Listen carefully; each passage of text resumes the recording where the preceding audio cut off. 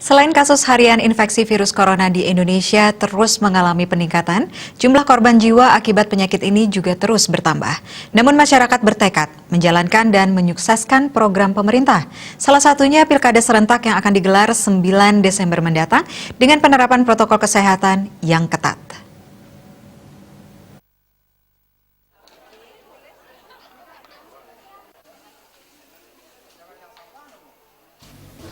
Menurut salah seorang warga masyarakat Kota Denpasar Wahyudi, meski jumlah kasus baru di Bali belum menunjukkan tren penurunan, namun program pilkada serentak ini harus terus dijalankan karena sudah menjadi program pemerintah pusat.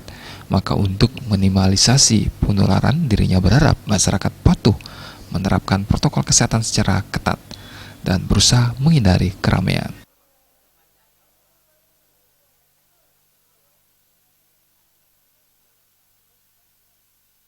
Ya memang kalau sudah ditetapkan sama pemerintah tentang pilkada ya kita ikuti aja. Menurut saya sih seperti itu. Kemudian yang penting diperketat protokol kesehatan aja sih Pak. Karena kita kan juga nggak bisa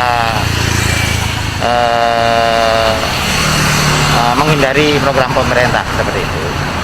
Yang penting ya apa yang ditetapkan pemerintah protokol kesehatan yang ketat ya ayo kita ikuti aja. Ya memang dimungkinkan, tetap dimungkinkan seperti itu. Tetap saja masih dimungkinkan adanya klaster-klaster baru di tempat-tempat keramaian ya. Ya, tinggal kita menyikapinya saja seperti apa Pak. Ya memang ada kekhawatiran ya. Nah, saya sih berusaha menghindari keramaian. Jadi kalau di sana ada keramaian kita berusaha menghindar. Cuma kalau itu program pemerintah ya mau gimana lagi ya Pak ya. Kalau seperti itu sih.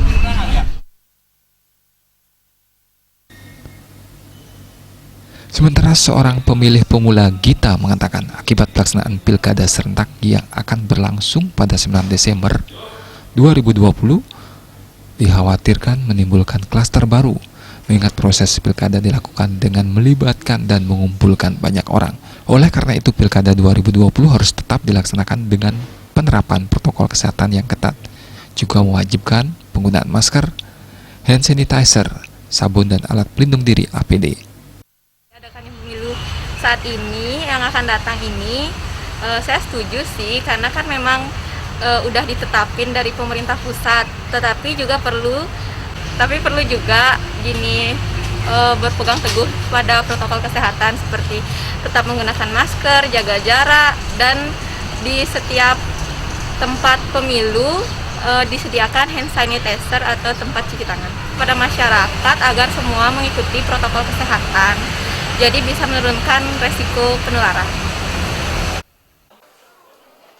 Gita berharap pemerintah tegas melakukan penegakan disiplin dan sanksi hukum tegas bagi pelanggar protokol COVID-19.